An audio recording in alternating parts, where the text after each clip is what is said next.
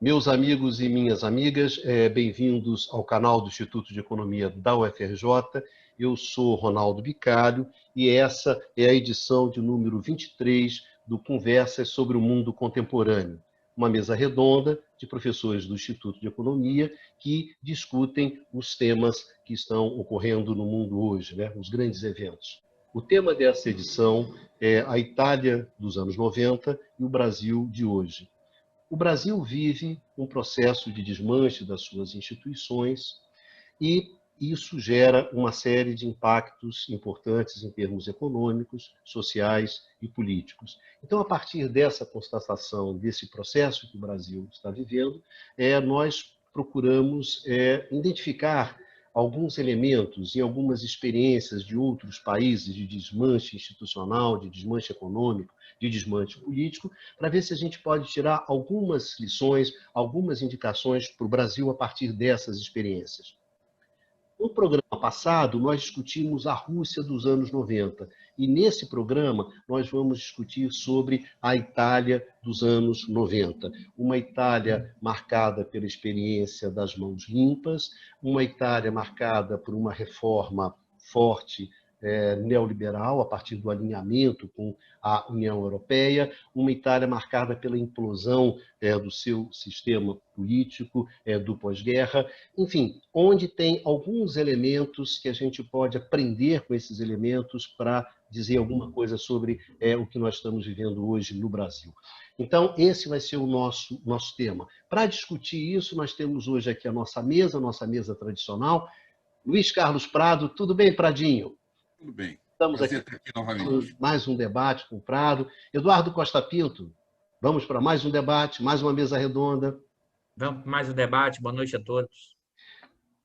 Eduardo Baixa. E aí, Eduardo Baixa, vamos discutir a Itália hoje. Não é aqui o tema que a gente gosta, que é futebol, né? Exato, hoje vamos discutir o tema pesado, né? Que é a Itália dos anos 90. Tudo bem, Baixa? Tudo bem.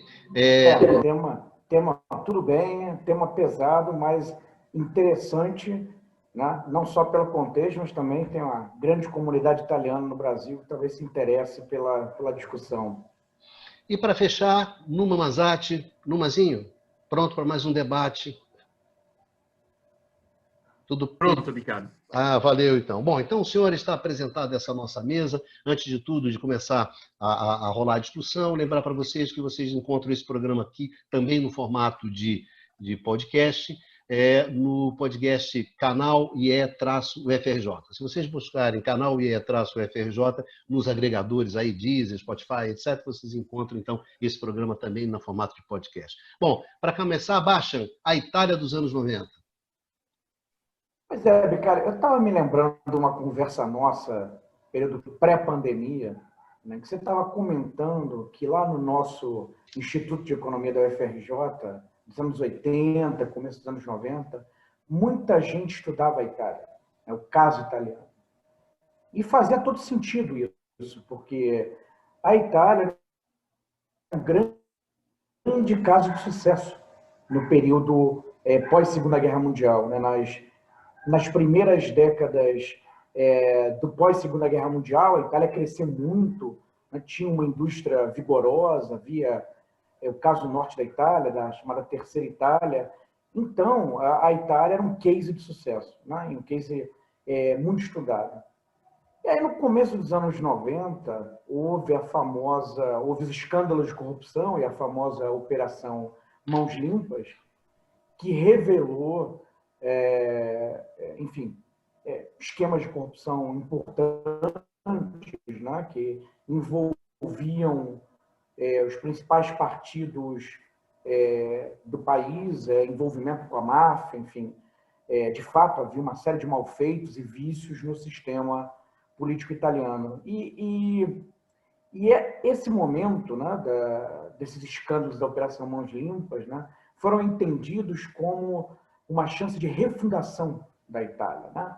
Assim como se usa na terminologia hoje no Brasil, é a Itália passada a limpo, né? Só que, na realidade, o que se seguiu daí foi um grande processo de decadência da Itália, né? O que vem depois, A Itália dos anos 90 em diante é uma economia que foi ladeira abaixo, né? Está estagnada. Antes da crise internacional 2008-2009, era um caso de mau desempenho na União Europeia, o que veio depois foi, inclusive, pior, né? Então, na realidade, o que se seguiu a esse período do começo dos anos 90, que foi entendido como uma grande oportunidade de refundação, na verdade, foi a decadência, foi o ocaso, né, da Itália. E com alguns detalhes importantes, né? Em 94, né, no rastro dessas investigações, há uma renovação enorme no parlamento, né, mostrando uma rejeição ao sistema político. Tá? Chega ao poder o mega empresário Silvio Berlusconi, tá? Que muitos afirmam, inclusive num livro que eu estou lendo agora, First They Took Rome, do David Broder, né, que, na verdade, ele entrou na política para se blindar das investigações que poderão chegar a ele. Então, quer dizer, não era efetivamente uma renovação, no sentido que se poderia esperar. Os três principais partidos da Itália, né, que foram protagonistas durante todo esse período exitoso pós-Segunda Guerra Mundial, implodiu o sistema político italiano. Os partidos hoje são partidos recentes, tá? E a Itália, com Berlusconi, entra de cabeça numa agenda neoliberal, tá? E que não trouxe, como comentado, não trouxe resultados, né? Muito pelo contrário, né? Os resultados foram pífios, para dizer o mínimo. Tá?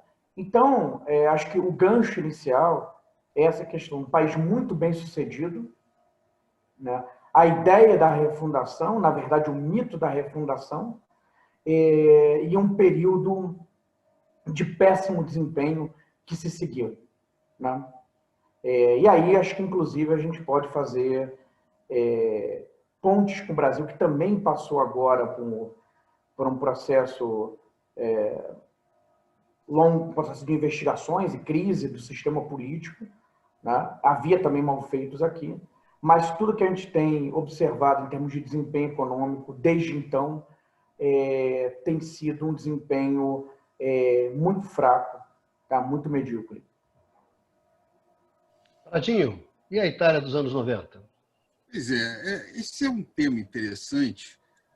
Como um país pôde sair de um milagre, como se falava na época, um grande sucesso, para o desempenho terrível que ele teve depois. O debate em torno disso é muito grande. Eu acho interessante, em primeiro lugar, apontar, para que não reste dúvida para quem está ouvindo, que aqui ninguém vai falar de que o fato de ter sido feita uma grande operação contra o generalizado desvio de dinheiro que tinha no aparato público italiano era em si ruim. Não é essa a questão. O que nós estamos aqui apontando... sim, chamar a atenção, Luiz Carlos. Não era isso que eu queria defender, né, de maneira nenhuma na minha fala inicial. Né? Só para deixar isso claro também. Né? De fato, era um sistema viciado, cheio de problemas. Né? Não, eu não tenho dúvida quanto a isso, mas eu acho importante a gente ressaltar, com referência a isso, que principalmente como ela surgiu dentro daquele contexto. Mas o fato é que desde de 92 em diante, mas 92, 93 é mais ou menos o auge da recuperação italiana no pós-guerra, onde ela fica, a renda per capita da Itália fica muito próximo da renda per capita da França. Depois ela entra num grande ciclo de austeridade fiscal, de permanente controle de salários, de perda de competitividade tecnológica, tudo isso misturado com a desagregação do sistema político italiano, com a ascensão de aventureiros, o Berlusconi é um caso, mas mais recentemente teve essa coisa estranha que é o Partido Cinco Estrelas. Então, todo um processo de mudança muito grande. Agora, alguns números chamam a atenção. Entre 70 e 92, o crescimento dos salários na Itália, os salários médios, os salários reais da Itália, foi de 3,2% ao ano. Os salários reais. Entre 92 e 2018, eles ficaram estagnados, subiram 0,2% ao ano. Antes, até a década de 80, como o Baixa falou, a Itália era um caso de grande sucesso de pequenas e médias empresas na região do Vêneto, na região de Lombardia, na região de Piemonte, que, inclusive, toda uma área de estudo que hoje a economia se faz muito, que são os arranjos produtivos locais, se baseiam na experiência italiana nesse período. A ideia de que a Itália é passada a limpo e um processo de uma política de redução do papel do Estado na Itália, de mudança nas estruturas tradicionais italianas, transformaria a Itália numa nova Alemanha, aconteceu exatamente o contrário do previsto. O que ocorreu foi que a Itália vai ficar atrás da França, da Bélgica, da Alemanha, da Holanda, dos países que se mostraram mais dinâmicos do que a Itália ao longo desse período. E a experiência de privatizações que ela teve dentro disso não redundou em aumento da produtividade nem inovação da Itália, ao contrário, passou exatamente por um processo de redução da velocidade de inovações. A Itália era um país que tinha um razoável sucesso de export-led growth. Ela tinha uma indústria muito poderosa, aliás, ainda hoje a indústria italiana é muito forte, é maior que a brasileira, embora a população da Itália seja muito menor do que a brasileira. Ainda é importante chamar a atenção que, independente de qualquer coisa, a Itália é um país industrial avançado. Ela passou por muitos problemas, mas a partir de um patamar muito mais alto que qualquer país latino-americano, por exemplo. Outra coisa interessante é que a ideia de que uma agenda de austeridade iria reduzir o tamanho da dívida pública italiana. O resultado, mais uma vez, foi inverso. A Itália deixa de crescer, a dificuldade de se reduzir a dívida pública italiana passa a ser gigantesca. A política de austeridade, que reduz a taxa de crescimento da economia italiana, ela gera um círculo vicioso de segurar aumento de salários, segurar crescimento. Isso dificulta a redução do tamanho da dívida pública italiana. Além disso, a política que foi implementada na Itália, principalmente a partir da chegada ao poder de Berlusconi, vai ser com preocupação de aumentar a carga tributária na Itália. A Itália, que tem hoje um gasto público em torno de 40% do PIB, é maior que do Brasil, mas é muito menor do que o da França, ou da Bélgica, ou da Holanda, também não contribuiu. Ou seja, a tentativa, como era possível reduzir a dívida pública italiana só baseada no controle de gastos, sem aumentar impostos e sem manter o crescimento reduzido.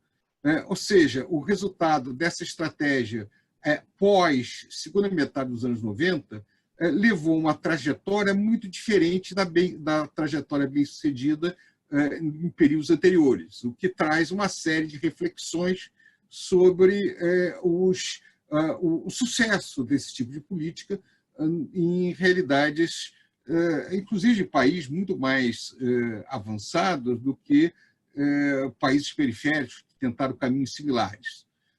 É claro que a decadência italiana merece ser entendida a partir de uma série de perspectivas de economia política, de problemas do sistema político, do sistema judiciário, das questões associadas à inovação.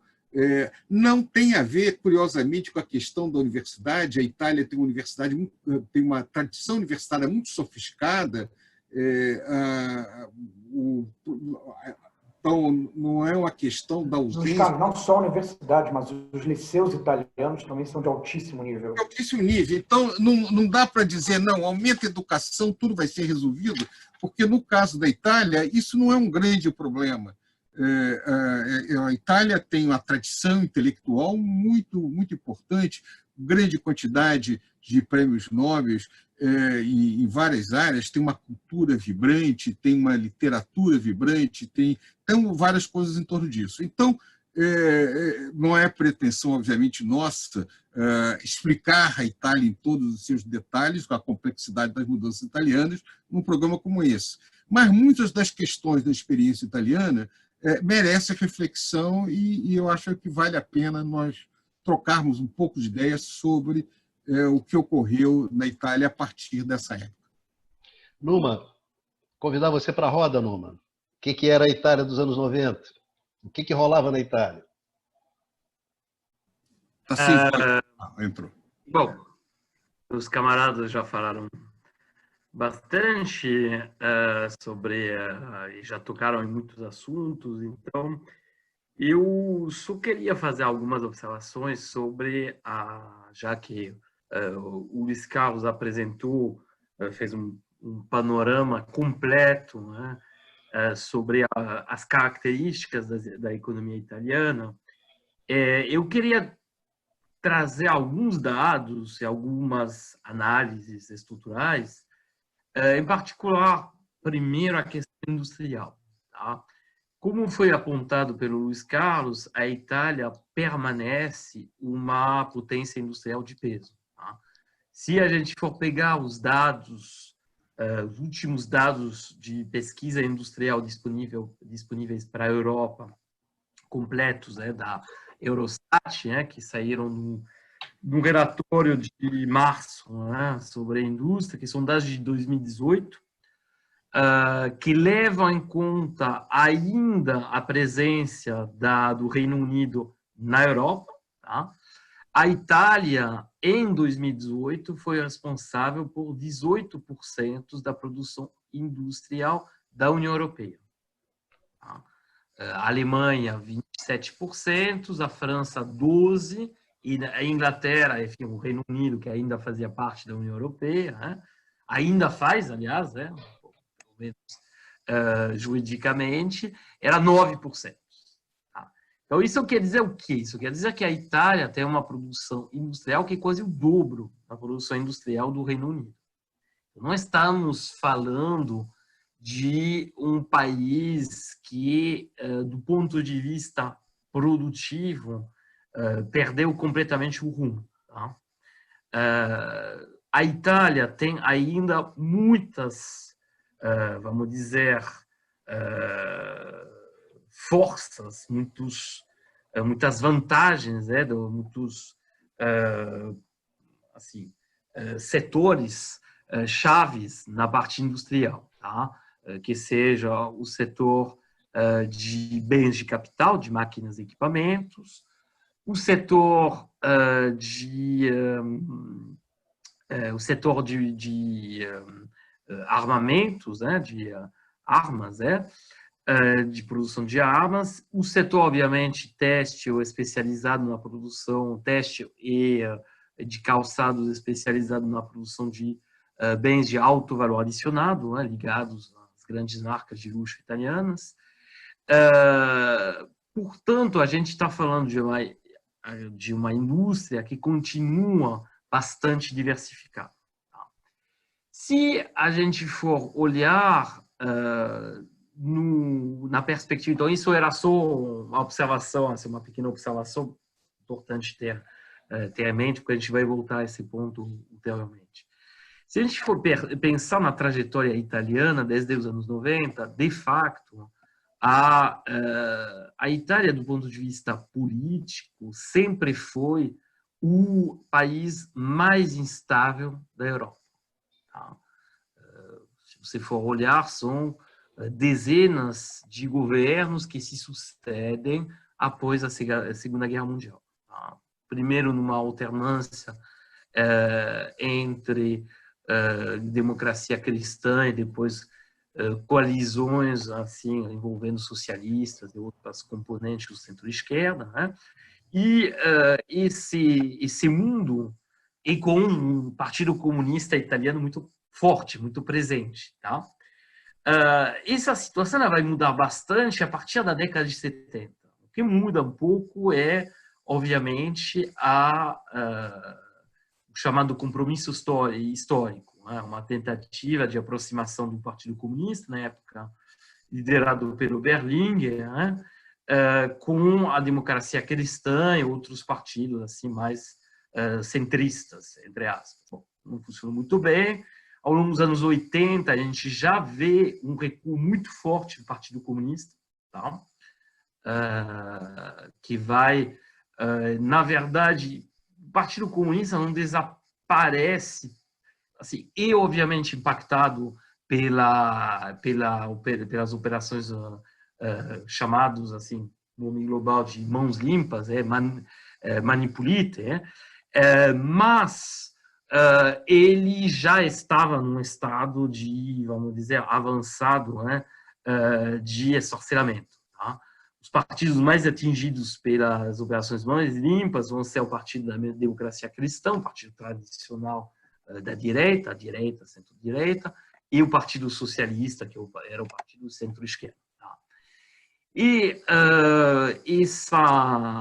essa desestruturação do mundo político italiano, ela, na verdade, é mais um episódio de o que a gente poderia chamar de perda de rumo do mundo político italiano, que, na verdade, é bem anterior. Se a gente for olhar, é muito interessante ler as declarações feitas pelo Berlinguer, em 71, 73, quando ele caminha na direção do chamado compromisso histórico. Porque a gente vê um partido de esquerda, né? Poderia dizer até hoje, de extrema de esquerda, o Partido Comunista, que representava 1/4 dos votos na Itália nesse período, e que antes de qualquer outro partido de esquerda na Europa ocidental, antes do Partido Trabalhista na Inglaterra, muito antes do Partido Socialista, muito antes francês, do PSD na Alemanha, decide, em nome desse chamado compromisso histórico, bom, nem tenho tempo de analisar todo o argumentário usado na época pelo Berlinguer, mas decide, no final das contas, aceitar que políticas econômicas neoliberais são inevitáveis. A gente está falando de 73, 74, tá? Quando a série de cartas, as declarações, depois o euro a movimentação na direção do ouro. Como? Você está dizendo que a política do eurocomunismo que a Itália representava, ela vai adiante, antes da social-democracia? Ela vai. Bom, para preparar esse programa, eu revi também que os caras interrompeu. O Partido Comunista Italiano é o maior partido comunista da Europa Ocidental. Sim, né? E depois ele se transforma no Partido Democrático de Sinistro. Tem o nome PDS, que no nosso caso lembra um outro. Que depois vai dar origem, vai ser uma do Partido Democrático. Exato. Partido Democrático de Esquerda, Partido Democrático, mais ou menos. PDS. Sim. O PD já é outro. Que darão... As origens e o socialismo. Na verdade, o PD é Sim, originário. mas o PDS não fez parte da integração do... Senhores, olha só, aqui Não, mas o PD, o Partido Democrático... Gente, só um pequeno comentário aqui do âncora. Por favor, só um comentário do âncora. Fala um de cada vez, senão quem está em casa não vai entender. Então, quando vocês se atropelam, embola tudo. Então, no totozinho, baixo, no toque de bola, tá certo? Só um comentário, então, por uma... O Partido Democrático de Sinistra não será um dos partidos que integrarão depois o PD em 2007? Ou pelo menos uma fração dele? O PD, se você olha tanto o Mano Prodi, né, que origina o PD, primeiro a Marguerita, depois o PD, ele vem da democracia cristã. Ele vem da, vamos dizer, ala da esquerda da democracia cristã, que seria o centrista do centro. Então, o PD em si, depois o Renzi, que foi o último líder do PD a ser primeiro-ministro, enfim, presidente do Conselho, vem também originalmente da democracia cristã. Então, a filiação com o Partido Comunista que você pode fazer, o último representante mesmo desse aparato original do Partido Comunista é o Massimo D'Alema, que vai fundar a Fondazione Comunista, etc., que era, vamos dizer, uma outra, era aquele partido europeu, enfim, a política italiana é muito complicada. Mas o meu ponto fundamental é que o deslocamento da esquerda italiana, da suposta esquerda italiana, para a conversão às políticas econômicas mais, vamos dizer, ainda não é neoliberal, Berlinguer não é neoliberal, não dá para dizer isso, mas aceitando que tem que ter moderação salarial, porque tem que lutar contra a inflação, ou seja, esse enfraquecimento das posições da esquerda, ela é já de meados dos anos 70. E, obviamente, o Partido Socialista Italiano, que está bem mais para o centro, já no final dos anos 70, também se convencer disso. Então, a Itália, se você for olhar na Europa, é o primeiro país onde a totalidade da esquerda se convence que as políticas, que é meio inevitável ser sério, no sentido de adotar políticas mais econômicas, mais voltadas para o controle da inflação, tendo como objetivo uma certa estabilidade macroeconômica, isso em detrimento de temas como o pleno emprego, como vamos dizer, o objetivo de maior igualdade social. Então, isso é um ponto essencial para entender a política italiana e o que vai acontecer nos anos 90. E por quê? Porque, no final das contas, a Operação Mãos Limpas ela já chega no mundo político onde o debate sobre política econômica já não está muito existindo. Você não tem grandes divergências entre o Bettino Craxi, que é o secretário do Partido Socialista, e os dirigentes da democracia cristã. Tá?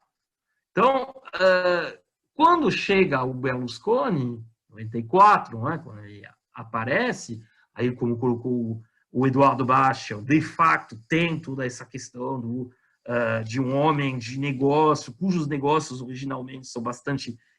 porque, bom, o Berlusconi fez fortuna como se chama? No mundo imobiliário, né? Com aqueles projetos do Milano 1, 2, 3, 4, 5, etc. Ele era uma espécie de laranja da máfia, ou vamos dizer, de dinheiro de origem estranha do sul da Itália. Tá? Bom, então, a gente está, em 94, a gente já está numa situação onde o debate sobre política econômica não é muito rico. E quando a coalizão da Margherita, depois que vai dar o PD, depois do Prodi chegar no poder, o Prodi, não esqueçamos, o Prodi é um economista neoclássico, ultraliberal. Tá? É alguém que, tipo, era professor na Universidade de Bolonha, que foi professor visitante do MIT, de Harvard, mas sempre defendendo uma linha neoliberal. A gente não está falando de alguém da síntese neoclássica, assim, da síntese comum, por exemplo, sei lá, o Krugman, o Stiglitz. Não, a gente está falando de alguém que era mesmo neoclássico e neoliberal. Então, qual o problema da Itália? O problema da Itália é que há, sei lá, mais de 40 anos, quase não tem mais debate econômico na Itália. O máximo que você tem de debate é sobre a manutenção ou o cancelamento, ou eventualmente, bom, mas é muito raro, na verdade não existe a expansão de alguns direitos sociais. Se a gente for olhar a última lei trabalhista de grande tamanho na Itália, ela é adotada pelo Matteo Renzi, que supostamente era um presidente do Conselho de esquerda, em 2017. Desculpa, 2015. Tá? Então, isso é, a meu ver, o grande problema da Itália é isso. É que, como em muitos países da Europa, mas muito mais cedo que em outros países da Europa, você passou a ter uma ausência total de debate sobre modelos, sistemas econômicos, eventualmente alternativos, com a ideia que valia isso, que depois, assim, a diferença é uma questão de cosmética, aí tudo bem. E fácil, você mobiliza a esquerda com figuras truculentas como o Berlusconi, né? Como poderia ser, sei lá, o Trump como se chama, nos Estados Unidos, o Boris Johnson na Inglaterra, ou até no Brasil, enfim. Mas, no fundo, o grande problema da Itália é isso, é que adotou esse modelo, e um modelo que criou muita desigualdade, num país que já tinha fundamentalmente uma grande desigualdade de patrimônio. Enfim, voltaremos a essas questões. Eu só queria, antes de passar a palavra para o nosso Eduardo Costa Pinto, mostrar rapidamente esse gráfico. Então, esse gráfico mostra o quanto a performance econômica italiana foi acompanhando esse percurso. Vocês têm representados em azul a taxa anual de crescimento do PIB italiano, e em vermelho o polinômio que mostra a tendência de evolução do crescimento.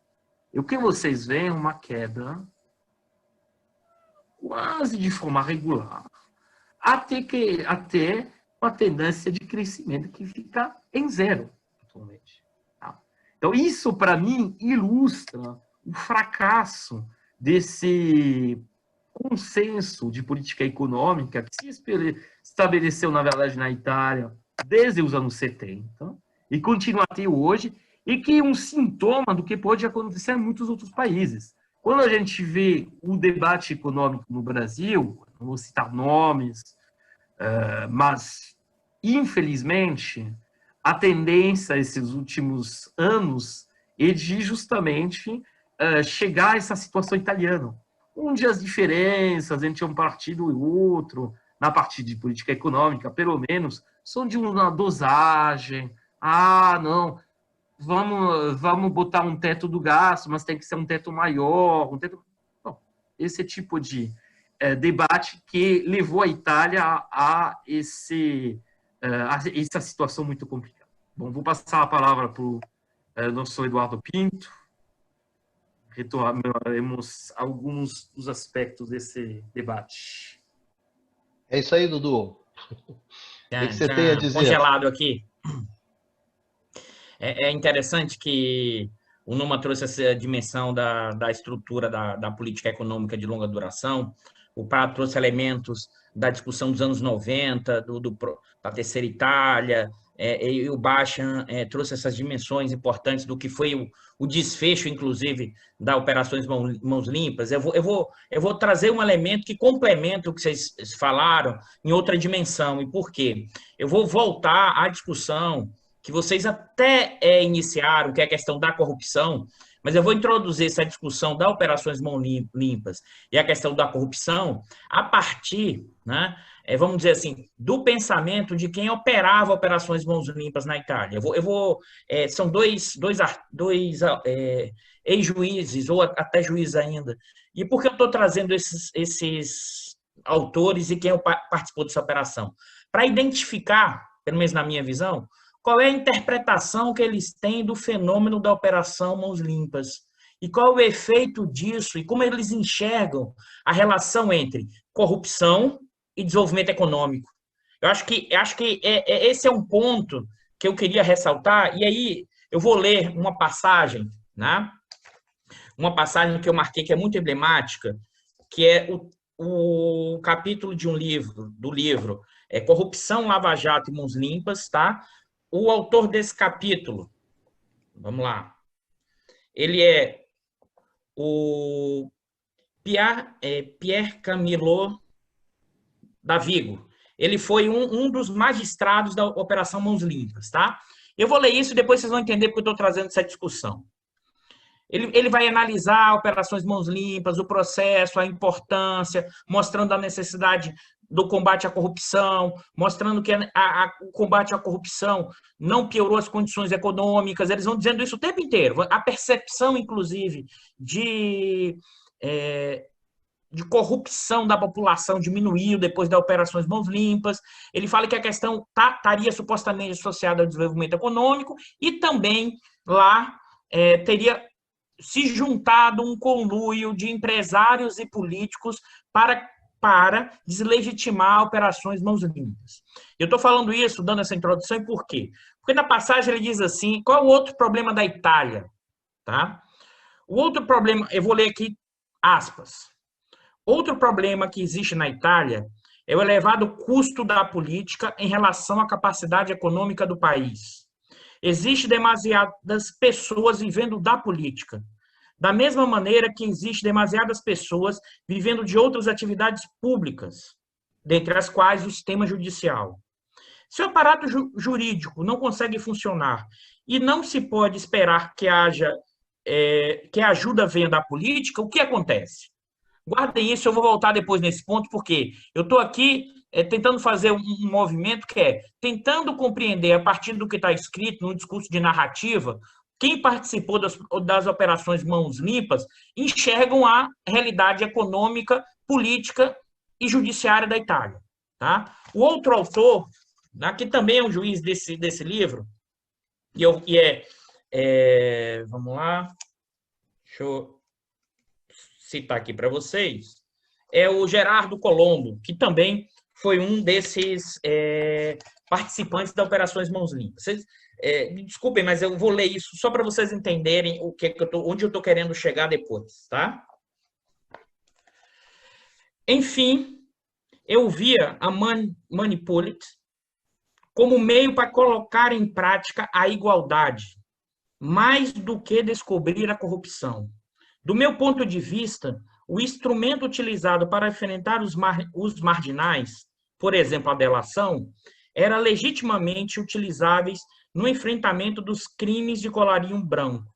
Eu ainda não havia sentido o forte ruído existente entre os métodos tradicionais e o espírito da Constituição, e não me dava conta de que era necessário escapar dessa contradição, respeitando principalmente a dignidade dos miseráveis.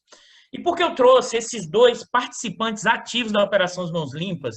Porque claramente é uma lógica que opera hoje boa parte do pensamento no segmento judiciário. E Prado, eu sei que você domina muito mais do que isso, se eu falar besteira, me corrija, que é o seguinte: existe uma ideia de um liberalismo difuso, a ideia que o problema da corrupção é o centro do problema do desenvolvimento econômico do capitalismo ou de qualquer país. Ou seja, o combate à corrupção por si só né, geraria o quê? Desenvolvimento econômico. E aí, de onde parte essa ideia? De onde vem essa discussão? Como é que isso... Eu não vou entrar como X chega no judiciário, mas isso está espalhado na formação, me parece. E aí, sim, acho que o Bach alertou isso, Numa. Sim, com o avanço do neoliberalismo, sim, com a ideia de mudanças, de visões, interpretações da realidade. E por que eu estou focando nesse ponto? Porque a minha hipótese que eu vou levantar aqui para a gente debater é que isso está fortemente assentado na teoria da busca da renda. Tá? E qual é essa história da teoria da busca da renda? É a teoria negativa do Estado. E por que eu estou querendo chamar esse ponto aqui? Porque normalmente nós, economistas, olhamos o Estado a partir da política econômica, da política monetária, da política fiscal. Tá? Mas o Estado também ele opera e atua fortemente nos arranjos institucionais, na relação entre o público e o privado, né? Na relação entre os interesses particulares e os interesses coletivos, que esse é um debate do que é o papel do Estado, lá do século, inclusive, XIX, que permanece vivo até hoje. E por que eu estou chamando esse ponto e vou conectar com o que vocês disseram anteriormente? Por quê? E eu vou projetar aqui, né? Eu vou fazer até uma propaganda do livro de um colega da gente, do Instituto, que é o Ronaldo Fiani, tá? Do livro dele, Cooperação... vamos lá. Cooperação e Conflito, tá? Ele tem um capítulo do livro dele que é chamado a Teoria Negativa do Estado, tá? Que é a teoria da busca da renda, que é a teoria do rent seeker. Exatamente aqui, eu vou ler para vocês entenderem onde é que eu estou querendo chegar, né? A teoria da busca da renda tem como tema central a busca por parte dos agentes privados de renda por meio de privilégios que os protejam da competição no mercado, privilégios esses concedidos pelo Estado. Desse modo, os agentes privados buscariam regras e regulamentos de proteção contra a competição do mercado, tais como tarifas de importação, licenças de produtos, regra por parte dos agentes reguladores. Esses regulamentos e regras legais por parte do Estado teriam uma consequência comum ao reduzir a competição, né, ou mesmo resultar em monopólio. Permitiria aos agentes beneficiados elevar seu preço acima do que poderia ser cobrado para obter um regime de livre concorrência. Por que eu estou trazendo e eu trouxe essa discussão e por quê? Tá? Porque a ideia do que você vê a partir da fala de quem participou das operações Mãos Limpas e com o avanço do neoliberalismo muito já intrínseco, já nos anos 90, 80, na formação das burocracias, inclusive das burocracias do judiciário, a ideia e aí que o Bach alertou muito bem, a ideia da fundação do país, da refundação do país da Itália. Por quê? Porque qual é o problema central da Itália? A corrupção. Qual é o problema central da Itália? A relação entre o público e privado. Porque qualquer tipo de relação entre o público e privado gera corrupção. Né? Eu acho que esse é o ponto. E qual é o caminho, né, para gerar o desenvolvimento e crescimento econômico como apregoado por esses juízes da Operação dos Mãos Limpas e boa parte da visão da teoria do rent seeker, né, é o quê? Reduzir o papel do Estado, a política econômica, você criminaliza qualquer política econômica, fiscal e monetária. É a radicalização do que você falou, Numa. É mais do que só uma discussão de projetos de política econômica. Na verdade, a lógica da teoria do rent seeker criminaliza a política pública. Né? Eu acho que esse é um ponto, e aí é uma provocação que eu já usei em outro texto, que é o seguinte, não é que a gente não esteja falando aqui que não é importante a questão da corrupção, mas esses burocratas, como é que eles enxergam essa relação? A gente deu uma designação que é inclusive a contradição em termos. Eles são weberianos messiânicos. Aí você vai dizer, Eduardo, como é que pode ser weberiano e messiânico? Você está de enrolação, né? Dois termos contraditórios dentro da teoria. Não. Por quê? É provocativo mesmo. E por que eles são weberianos? Porque eles encontraram corrupção, como Numa alertou, o Bach, o Prado. Existia um tipo de relação entre público e privado que sempre aqui, pessoal, vou alertar, sempre há uma linha cinzenta nessa relação na ordem capitalista. Por que isso? Qual é a diferença entre o interesse particular e o interesse coletivo? A mensuração disso é sempre complexa. E como é que esse pessoal resolve? Diz, vamos eliminar essa relação. Então, você cria uma teoria negativa do Estado. Ou seja, é o suprassumo do neoliberalismo. E isso penetra na formação do judiciário. E por que eles são weberianos? Eles encontraram a corrupção. E por que são messiânicos? Porque eu preciso usar qualquer meio para alcançar os fins. Tanto é que um desses aqui, juízes, e eu vasculhei aqui em reportagens recentes, também foi acusado de divulgar informações, de fazer delações premiadas fora do regramento legal da Constituição italiana. Então, assim, eu queria chamar a atenção que, na verdade, complementa o que vocês falaram. Ou seja, é como se o olhar, a visão de quem opera a partir do judiciário, tá? Tem uma lógica que é mais do que neoliberal, é ultra neoliberal. A ideia é negar completamente a relação entre o público e o privado e, mais ainda, negar a política. Por quê? Porque isso gera monopólio, porque isso gera corrupção. E eliminando isso, você gera o quê? Desenvolvimento e crescimento econômico. Que, mesmo com isso tudo que eles disseram que aconteceu na Itália, da melhora política, a gente vê o cenário econômico de crescimento, de desenvolvimento econômico, o oposto do que eles projetavam e do que eles, inclusive, continuam enxergando hoje, porque esse livro é muito recente. Esse é um livro de 2019, e o argumento deles aqui é o quê? Não, a gente só não conseguiu gerar a refundação, como diz o Baixa, porque o sistema político não possibilitou, impediu que a gente continuasse na nossa missão. Então, assim, depois a gente volta nisso, mas não é mera coincidência, mera semelhança do que a gente tem visto aqui, mas a gente volta a isso no debate mais no final. Eu trouxe um complemento do que vocês falaram no plano da institucionalidade da questão do Estado. Mas diga, Prado, você tá se passando para falar, Prado. Mas não, eu fechei, pode falar, Prado.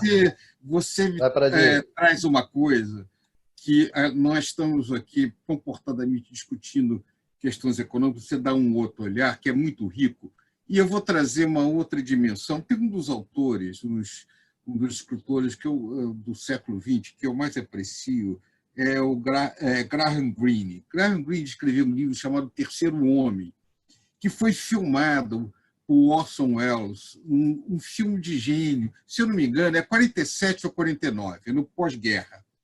Mas no filme tem um personagem muito complexo. Passa em Viena, não? Passa em Viena. Que é o Roland Martin, o nome do personagem, que tem uma fala que é maravilhosa. A última fala dele é o seguinte: você sabe o que dizem na Itália? Por 30 anos, sob os Borgias, eles tiveram guerra, terror, assassinato e derramamento de sangue, mas eles produziram Michelangelo, Da Vinci e o Renascimento. Na Suíça, eles tiveram amor fraternal, 500 anos de democracia e paz. E o que eles inventaram? O relógio Cuco.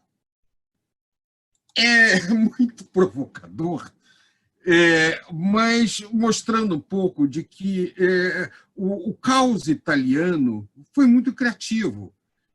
A questão da corrupção italiana é muito complexo, tem elementos econômicos, a corrupção é pior, onde a distribuição de renda é pior, que é no Sul.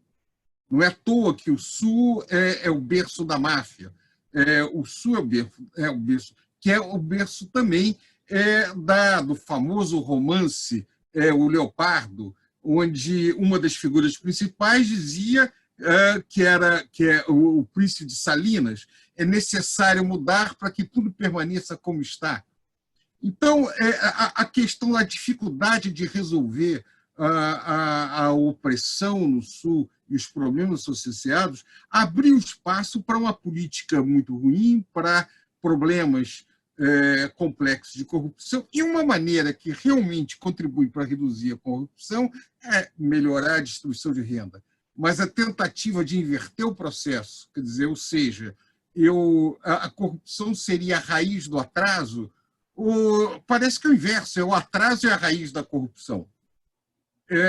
não é a corrupção que impede a mudança da realidade econômica, etc. É a estagnação econômica, a dificuldade de se mexer aí uma palavra que você gosta, na questão das classes, das disputas das classes sociais, das questões das frações de classe, cada um disputando uma renda que é uma acumulação de capital complexa, que abre espaço para esse tipo de situação.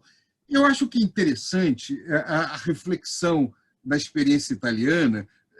Eu acho que o Numa apontou um ponto que eu acho que vale a pena chamar a atenção, que remonta à nossa discussão na última apresentação que nós fizemos. Essas experiências históricas são muito ricas, mas elas são experiências históricas que nós devemos buscar como um espelho para entender alguns problemas, mas não exagerar na comparação com o Brasil atual. Porque gostaríamos nós de estar na situação da Itália, muito mais rica do que nós, uma distribuição de renda melhor do que a nossa, um país culturalmente muito mais avançado, a nossa situação é muito pior. Agora, o que nós podemos aprender por lá? Não há uma campanha de anticorrupção, não garante nada. Quer dizer, pode funcionar e pode não funcionar. Aparentemente, na Itália, funcionou um pouco para o norte, ainda é muito complicado. Eu vi um artigo preparando um pouco para fazer essa discussão sobre a situação atual, e o argumento que se diz é que na Itália, atualmente, há um crescimento, novamente, de corrupção e não há muitos dos mecanismos que foram criados naquele período para poder enfrentar a questão de corrupção não conseguiu dar conta dos problemas, longe disso. E, enquanto, sob o ponto de vista econômico, entrou-se numa situação de um crescimento da angústia e da raiva de vários setores que estão excluídos dos benefícios desse processo. O que nós vemos como resultado dessa grande engenharia social neoliberal? Nós caminhamos para uma situação de profundo risco de ascensão de forças de extrema-direita, porque essas apresentavam uma alternativa, embora falsa, mas ofereciam para as pessoas uma alternativa à desesperanças que eles estavam. Eu chamou a atenção também alguns dados curiosos. O número de desempregados e o número de jovens, como aqui, que nem trabalham, nem estudam, que não têm uma perspectiva, os ninis, né? Nem estuda, nem trabalha. Isso é uma verdade brasileira e uma verdade italiana. No caso do Brasil, quem não trabalha nem estuda, sua vida é extremamente difícil, porque nós não temos mecanismos de proteção para essas pessoas. Na Itália tem algum, mas você ter uma vida sem perspectiva de trabalho, mesmo que não viva na miséria, é uma vida muito pobre. O neoliberalismo, mesmo com garantia de renda básica, se você retirar a dignidade do trabalho, não abre espaço para a construção de uma sociedade melhor. Bastianzinho?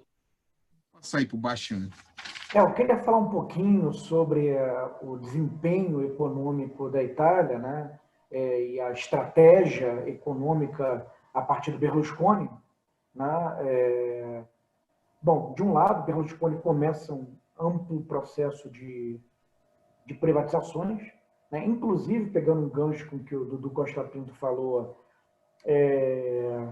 houve uma deslegitimação do Estado, né? No processo ali quando os escândalos de corrupção eclodiram, né? Então isso facilitou também o processo de privatização subsequente, tá?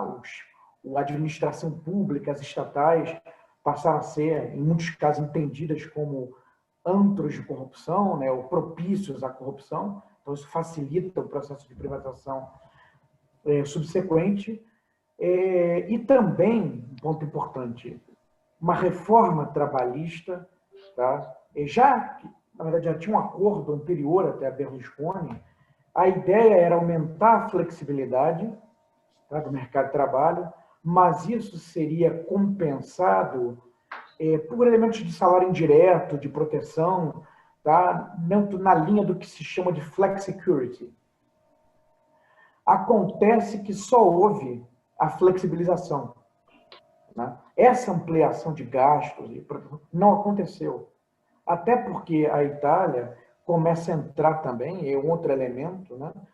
Na questão da entrada no euro e depois,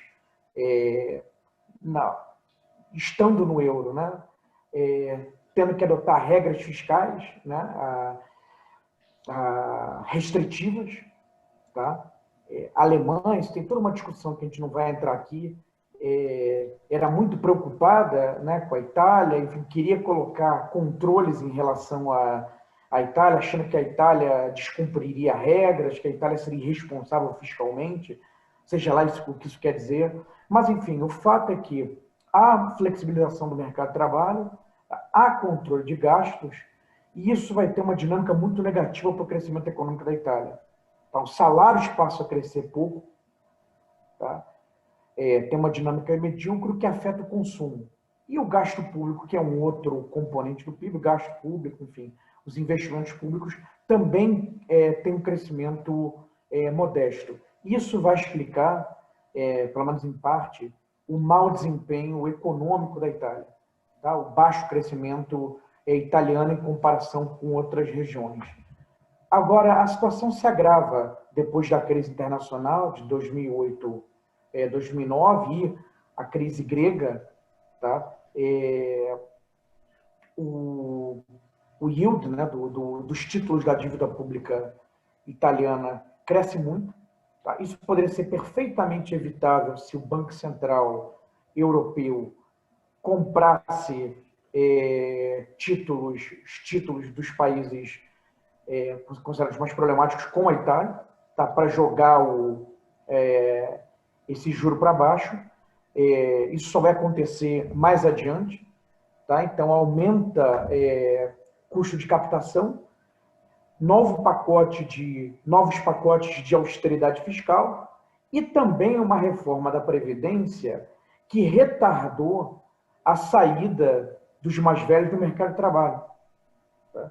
Isso vai impactar, os Carlos chamou a atenção do desemprego entre jovens, isso também vai impactar o desemprego entre jovens, porque os mais velhos, de um lado, os mais velhos retardando a aposentadoria, tá? Sendo obrigados a sair mais tarde, se aposentar mais tarde, abrindo menos vagas.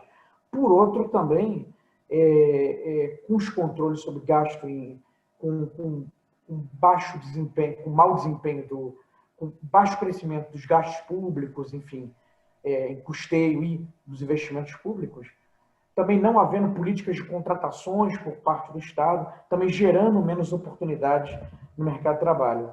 Tá? E nisso tudo, um outro elemento, aqui estou trazendo pontos que foram discutidos por economistas, até que alguns de nós conhecemos, da Universidade Roma III, né, da Universidade de Siena, tá? Aquela dinâmica que vem já, na verdade, dos 90, né, de flexibilização do mercado de trabalho, baixa dinâmica dos salários, também não estimulou investimentos em produtividade. Tá? Alguns autores vão chamar a atenção como você conseguia ter uma redução de custo, tá? Não tinha pressão nos empresários para fazer investimentos que ampliassem a produtividade. Tá? Então, o resultado disso tudo, tá? É uma dinâmica perversa, tá? De crescimento medíocre, alto desemprego entre jovens. Enfim, eu quis pensar alguns elementos, né? Algumas coisas eu tive que colocar de maneira pouco superficial, não dá para alongar. Talvez o Numa e o Eduardo queiram complementar, né? Aprofundar, por exemplo, a questão com a União Europeia. Tá? Eu chamei a atenção para a questão dos títulos, das regras fiscais, talvez o Numa queira falar sobre isso. E há um outro elemento que eu não falei, que o Luiz Carlos tangenciou, que é muito importante no caso da Itália, que são as diferenças regionais. Né? De um norte rico e um sul, antes de ir adiante, um sul muito mais pobre. Ainda que tudo isso, gente, né, muito mais pobre, né, para padrões europeus, né, e para padrões italianos. Deixa eu fazer um comentário rápido antes da gente seguir. O que eu acho que vale a pena, como mudou a perspectiva agora. Eu acabei de ler um interessante trabalho da Confindústria, que é uma confederação de indústria, um centro tipo a nossa Confederação Nacional de Indústria Italiana, que é um documento escrito pelo Stefano Mazzocchi, que é o economista-chefe da Confindústria. Ele coloca a extrema necessidade da União Europeia e apoia fazer um pesado investimento no processo de reestruturação da economia italiana e da economia europeia. Eles defendem, então, um volume de investimentos em torno de 3 mil bilhões de euros de investimento público na Europa. Então, nós estamos falando de 3 trilhões de euros e, considerando um primeiro passo, o investimento de 500 bilhões de euros num período inicial de 3 anos. Ou seja, a indústria italiana está defendendo agora um investimento sem proporções, com proporções provavelmente equivalentes ao que foi feito no Plano Marshall, provavelmente em termos de valores absolutos, muito maior. Então, eu não sei até que ponto isso vai se combinar com alguma mudança em outros aspectos de políticas sociais no bujo da Europa. Mas, em termos de volumes de investimentos, claramente sinalizando, depois dessa crise, uma mudança no sentido de saída da austeridade. Então, eu acho que isso é uma conversa, não precisa ser tão coerente como aula. Eu acho interessante refletir que, depois de tantos anos de uma política fracassada de redução do papel do Estado, parece que agora, empurrados pela crise, provavelmente a saída vai ser trazer de novo o Estado para a jogada. Deixa eu só pensar alguns elementos adicionais, depois eu passar a palavra para os demais. Tá? A indústria, o Numa chamou atenção para um ponto que a indústria italiana continua a ter um peso importante no país, grandes empresas italianas ainda existem,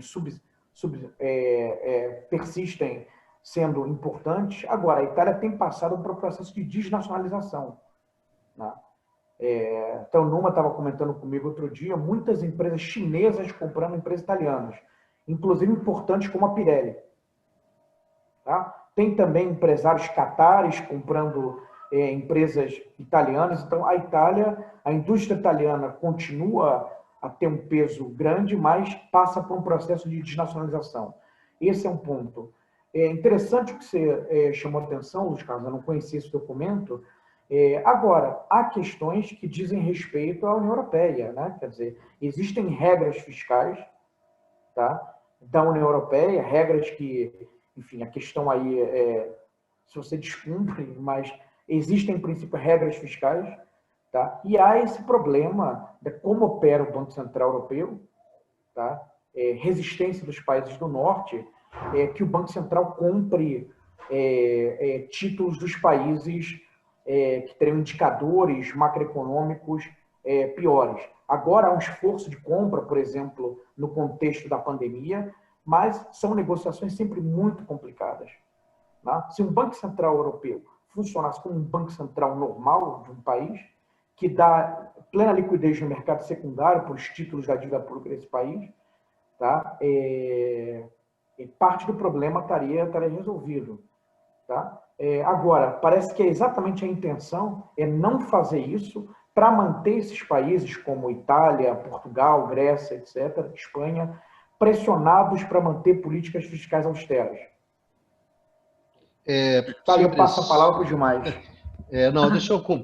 Deixa eu desempenhar aqui minha função de âncora nós já temos 1 hora de programa, então eu vou encaminhar aqui o final, né? O papo é ótimo, é agradável, e acho que a gente teria bastante história para contar aí, rolava mais 1 hora aqui, mas a função do âncora, que é essa função ingrata, né, de definir quando é que a discussão se encerra, para a gente manter numa duração razoável do nosso programa. Eu gostaria de terminar colocando para cada um de vocês, para fazerem as suas considerações finais, eu gostaria de fazer a seguinte pergunta para vocês, quer dizer, essa experiência italiana, ela diz o que para nós no Brasil, tá certo? Eu vou começar com Bastian. Bastianzinho, você começou, sugiro que você comece a última rodada. Obrigado, já agradecendo a sua participação, a sua contribuição no debate. E aos nossos espectadores, telespectadores, o pessoal que escuta no seguidores, podcast, nunca sei como é que se chama. Eu estava engraçado pensando aqui ao longo do programa, me lembrei daquele filme de poucos anos atrás, não tem tanto tempo, acho que Paulo Sorrentino, né, A Grande Beleza, né, que trata exatamente da decadência. Né? Trata exatamente, tem um clima ali de fim de festa. Né? Mesmo que, né, existem decadências e decadências, né, aquela coisa, famílias infelizes são infelizes à sua própria maneira, né? A decadência italiana é de uma proporção menor, né, do que o processo que temos testemunhado no Brasil, mas é um processo de decadência, né, nas últimas 3 décadas. E eu acho que eu termino com a ideia com a qual eu comecei, né, do mito da refundação. Né? Mesmo a gente sabe aqui que a corrupção é muito ruim, né? É uma coisa negativa, mas a ideia do combate à corrupção como purificador e como sendo elemento para resolver todos os problemas, né, do país, a corrupção como grande problema de um país, né, isso não é verdade. Né, porque houve ali um processo relevante de combate à corrupção na Itália, tá? E por razões diversas, né, a gente procurou chamar a atenção aqui. O que veio depois, na verdade, foi um período de desempenho medíocre.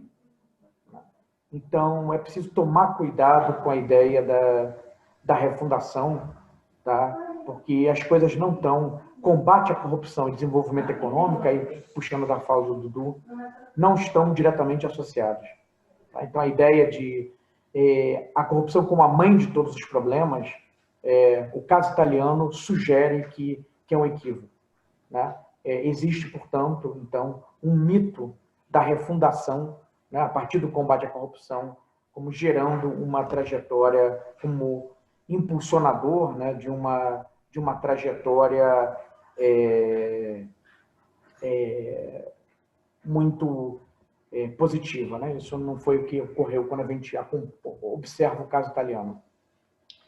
Valeu, Baixa, obrigado pela sua participação. Eu vou me despedindo aqui. Tchau, obrigado, um abração a todos. Valeu, obrigado. Dudu.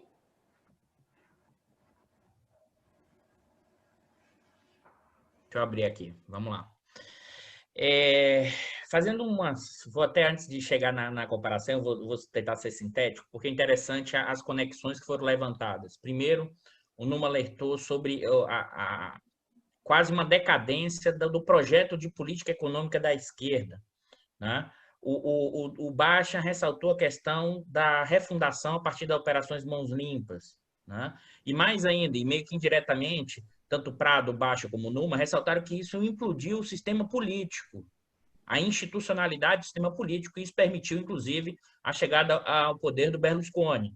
Né? Além disso, você, em um determinado momento, tensionou a relação entre público e privado do capitalismo italiano, que depois foi recomposto a partir do Berlusconi. Né? Ou seja, o Estado voltou a reassumir esse papel, você pode dizer que de forma torta, você pode dizer que sem o que era esperado, mas você voltou a reconfigurar a relação de público e privado. E por que eu estou querendo ressaltar isso? Porque se a gente olha isso, esses elementos, olhando a dimensão econômica e política italiana, né, dos últimos tempos, que sai aqui, se você olhar o que é os anos 80 na Itália, como já foi alertado aqui, a chamada terceira Itália, a ideia de que você estaria, inclusive, na acumulação flexível. Essa era uma discussão dentro do debate da organização industrial, mas não só, da organização do capitalismo, seria uma nova forma de acumulação a partir da pequena e média empresa. Isso a partir do caso da terceira Itália, dos clusters, da produção industrial italiana. Ou seja, você tinha todos elementos desse processo, né? Agora, e aí acho que é importante, uma convergência de elementos que tem nos anos 90, né?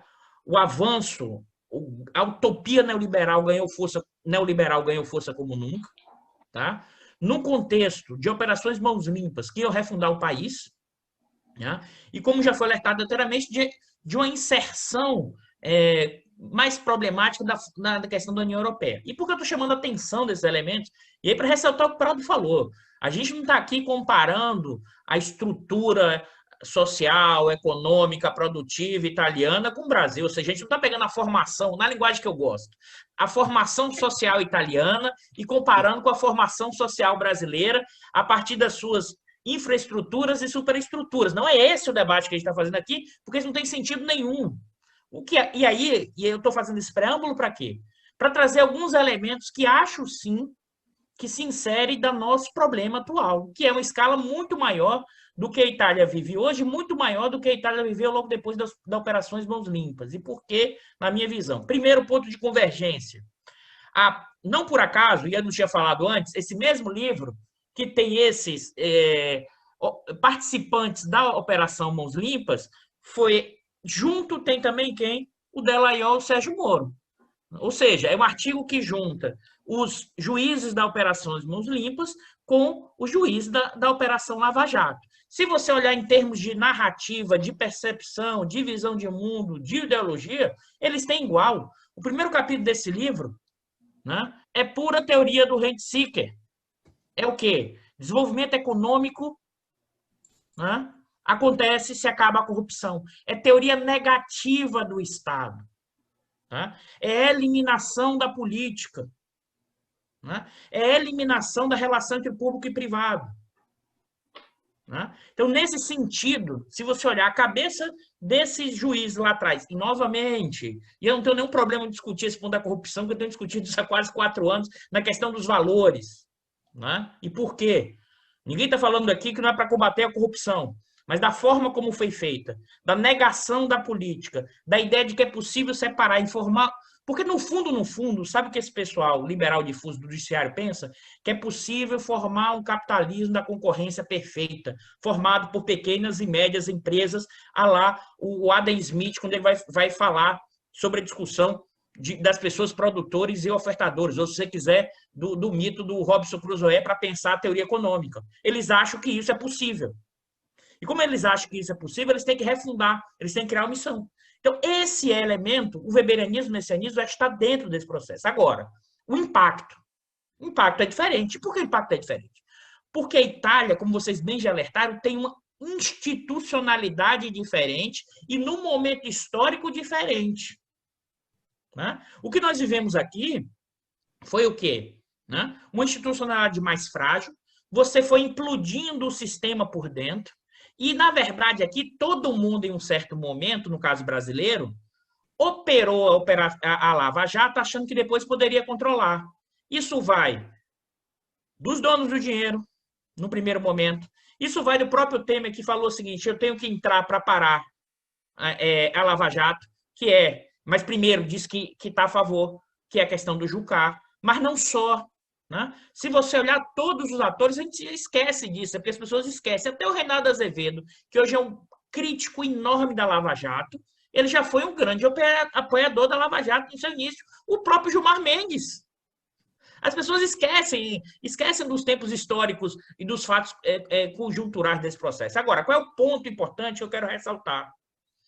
É que no caso brasileiro, dada a nossa fragilidade institucional comparada com a Itália, o impacto da destruição institucional foi enorme e a gente ainda nem colocou no lugar nada da relação público e privado.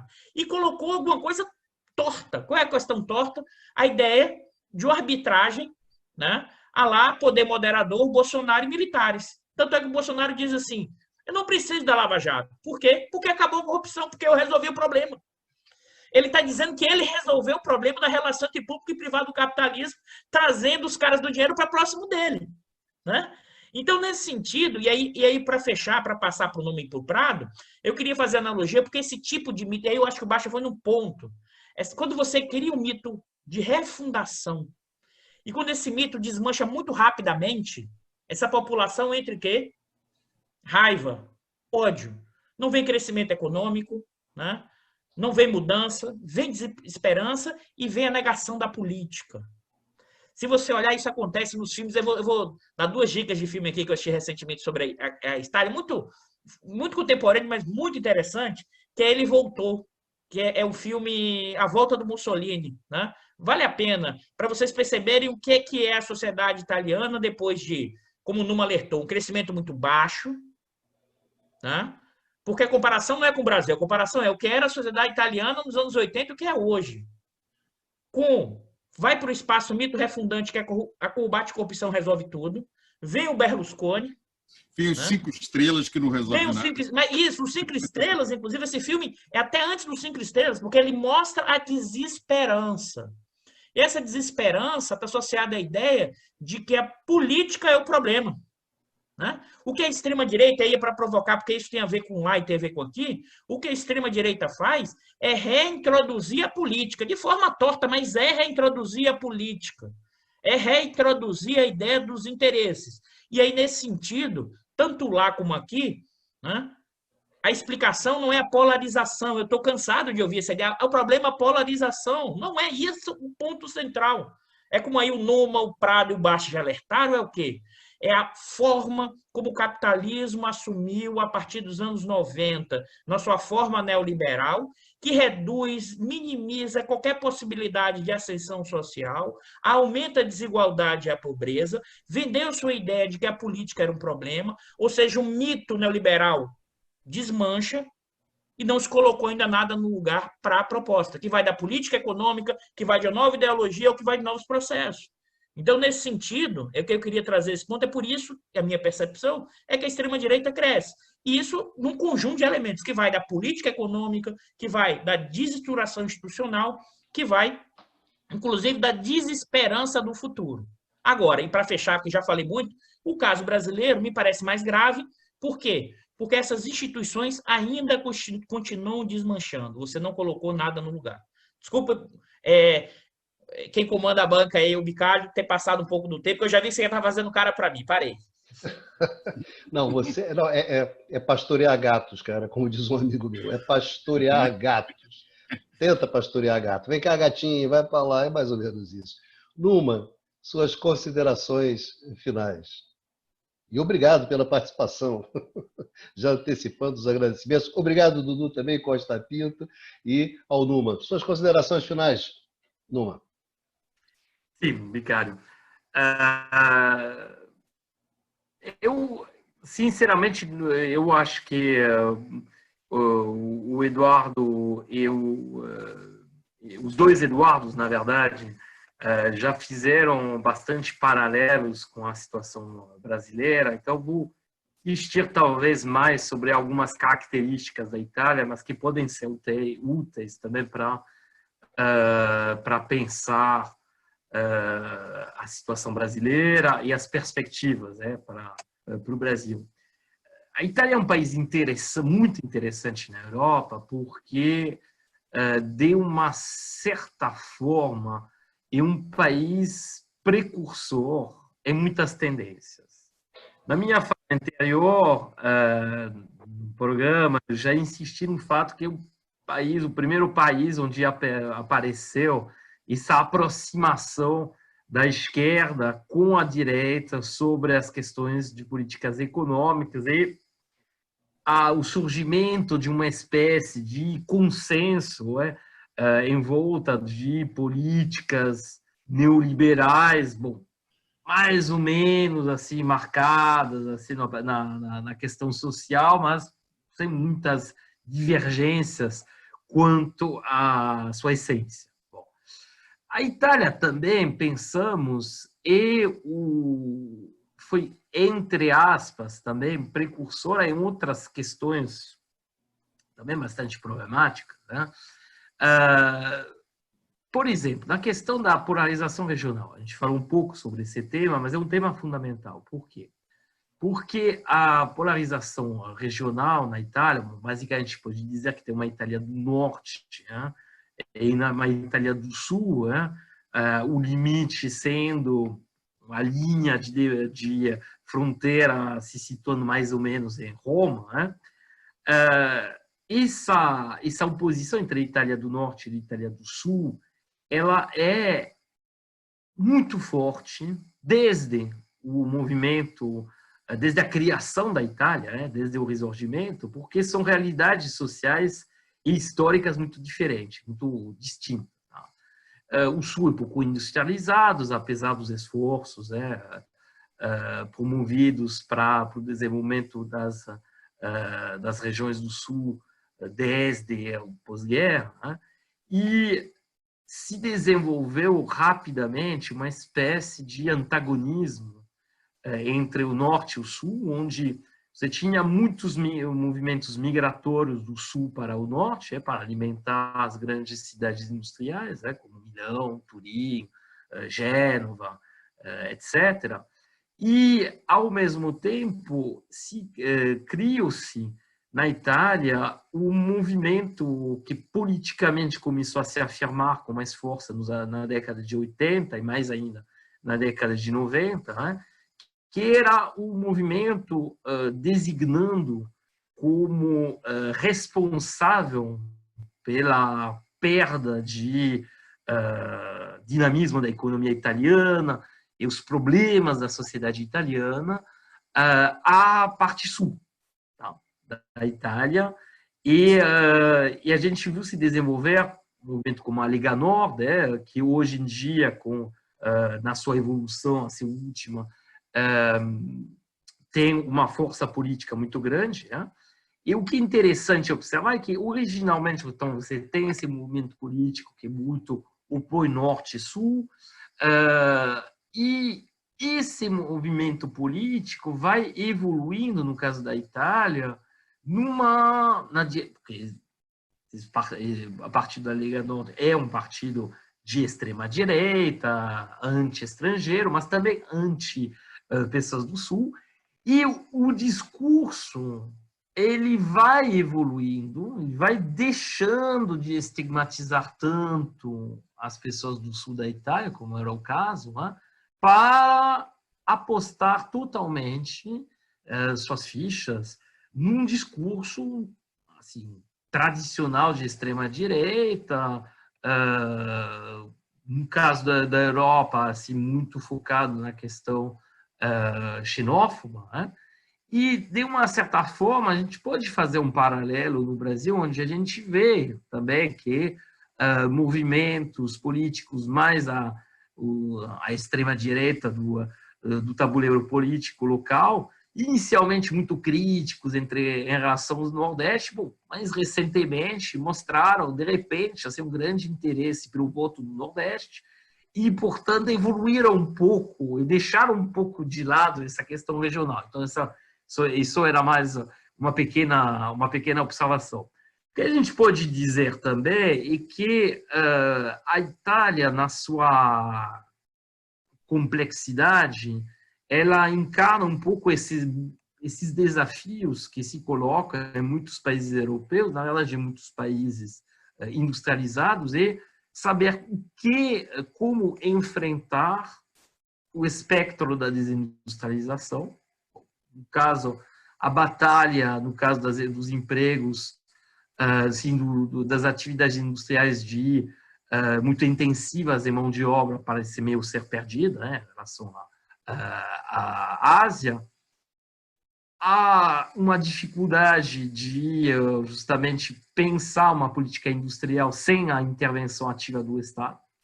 E o modelo italiano, como foi apontado pelos camaradas, tradicionalmente não passava muito para a intervenção estatal, como apontou Luiz Carlos, a gente essa nova Itália era muito baseada nesses arranjos produtivos locais, ou seja, uns clusters de empresas ligadas ao mesmo setor econômico, pequenas empresas familiares, etc. Algo muito desestruturado originalmente, que se autoestruturou, mas que em geral não é muito ligado ao Estado. E no caso italiano, isso tem sido cada vez mais um problema, essa falta de participação do Estado na estrutura produtiva, na estruturação, pelo menos, do setor produtivo. Porque as empresas italianas têm esse lado, então, e de empresas familiares que enfrentam dificuldades na concorrência internacional. E também houve um recuo muito forte do Estado na sua intervenção e na sua participação em empresas de setores como o setor de armamento, de setores como o setor naval também, que era fundamental. Então, se sente uma falta de política industrial. E também é um problema geral, que é um problema muito grande no Brasil, inclusive, porque mesmo nos governos do PT, a política industrial foi muito tímida, tá? E, bom, ela é basicamente inexistente nos últimos anos, então essa é outra dificuldade que a gente pode apontar, né? E, além dessa questão produtiva, só para encerrar minha fala, eu acho que a Itália oferece a perspectiva de uma sociedade onde há muitas travas na distribuição de renda. A Itália é um dos piores países da Europa, se não for o pior, em termos de distribuição de patrimônio. Porque a legislação tributária patrimonial na Itália é extremamente laxista, sempre foi, muito minimalista. Um estudo saído há alguns meses apontava que as mesmas 40 famílias que possuíam 80% do patrimônio imobiliário de Firenze em 1347 continuam possuindo basicamente 70% desse patrimônio imobiliário o ano passado, em 2019. Então, tem uma permanência nisso. Isso é um paralelo que você pode fazer com o Brasil. O Brasil dos 500 anos, a concentração patrimonial no Brasil é muito forte, muito maior ainda do que a concentração de renda. E é interessante observar que analistas dessas questões de desigualdade de patrimônio, desigualdade da distribuição de renda, fazem paralelos com o Piketty, por exemplo, faz um paralelo entre Brasil e Itália em muitas oportunidades. Então, qual o risco?